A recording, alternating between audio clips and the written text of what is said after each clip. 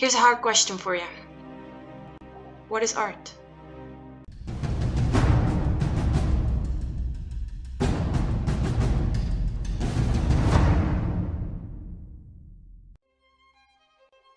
Art is how we express ourselves. It's how humans have been expressing their point of view of the world as well as their internal feelings since the beginning of humankind. It has always been a part of who we are, and of course, it has gone through many changes. It has gone from ancient Greece to Leonardo da Vinci to Salvador Dali. We can certainly all see a very dramatic change this last century, but have the changes maybe gone a little bit too far? How much can we change art before it stops being art altogether? Perhaps when art crosses a line to business, it loses its essence. We see artists like Vincent van Gogh, who died poor without ever knowing he was going to be considered one of the greatest painters in human history. And we can't help but wonder, why did he keep doing it? Why not change into a more profitable profession? What about his art made him feel such emotions that even though he wasn't earning any money for it, he kept on? And is that something contemporary artists have? It would be a good idea to ask ourselves how many of them would continue creating if they knew that they would not get any money or fame out of it. How many of them are in a way nothing but businessmen? What we call art today, majority of it anyways, more than being art, it's a product. A product you can sell and buy, which goal is money and ultimately fame. And that is not what it is supposed to be. Art should be an artist's way to communicate and express ideas, emotions, or in a general, a worldview. Now, even though this is a very relative topic, there are some things that can help to make our point. First of all, art is meant to be seen by people, to make them interested in what is it that the artist has to say. Well, how much time do we spend looking at a painting made hundreds of years ago? And how much to a contemporary one? This is definitely a way of testing its value for the world. The basic fact about paintings, sculptures, or any type of visual art is that you, the viewer, decide how much time you're going to give it. Other forms of art give you no choice. A symphony is going to take up to 40 minutes of your time. A film, 2 hours. A play, perhaps 3 or 4 hours.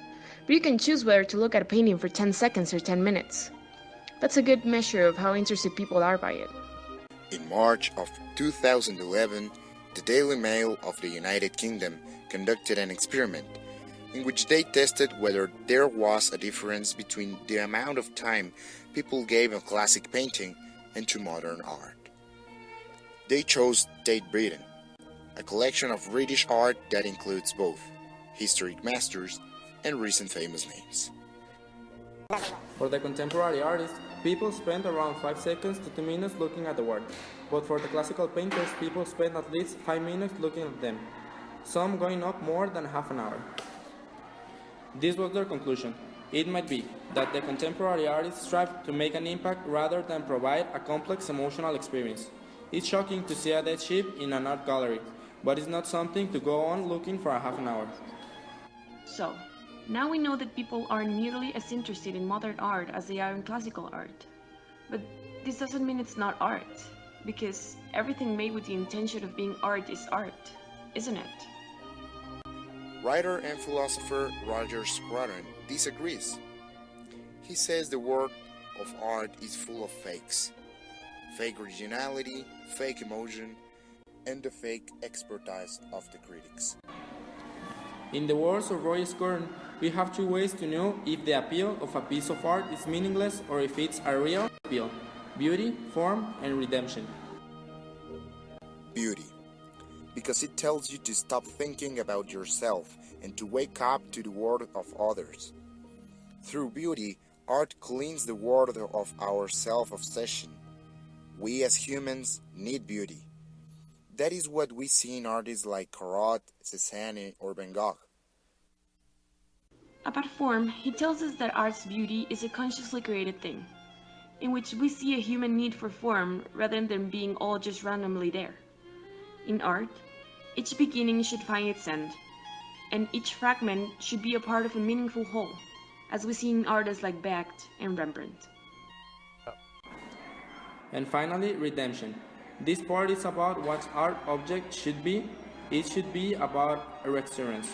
We look to art from the proof that life in this world is meaningful and that suffering is not the pointless thing that often appears to be, but the necessary part of a large and redeeming whole. To summarize, Roger Scruton tells us art should contain beauty, be part of something bigger than the painting itself, and prove to us that the emotions we feel are necessary. And by judging this, we can find out if a work of proclaimed art actually is a work of art.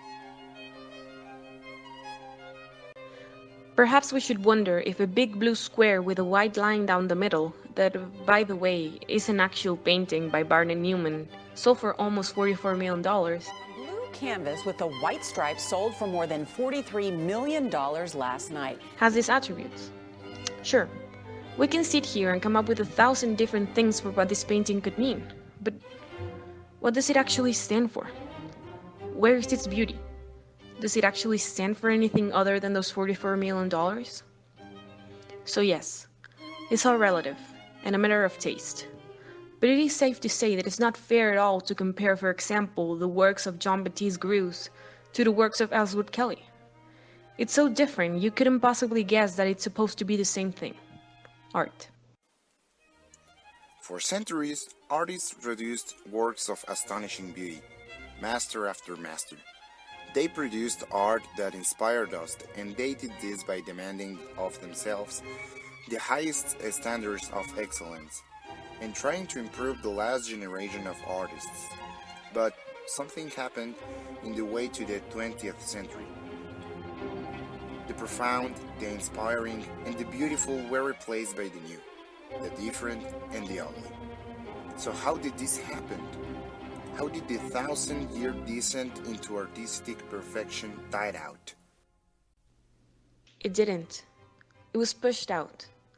When a group of artists named the Impressionists rebelled against the French Academy of Arts and its rules in the late 19th century, with this new wave of art is in the eye of the beholder. Of course, the first generation produced work of actual merit. Monet, Renoir, or Degas, who still maintain elements of discipline and execution. But with each generation, standards declined, until there were no standards. All that was left was personal expression. Today, there are no standards, no rules. The critiques have gone soft, which leaves us unable to tell quality apart. With all of this, there's only a thing we can do. Celebrate what we think is good and ignore what we feel is not. And maybe art will go back into what it is supposed to be.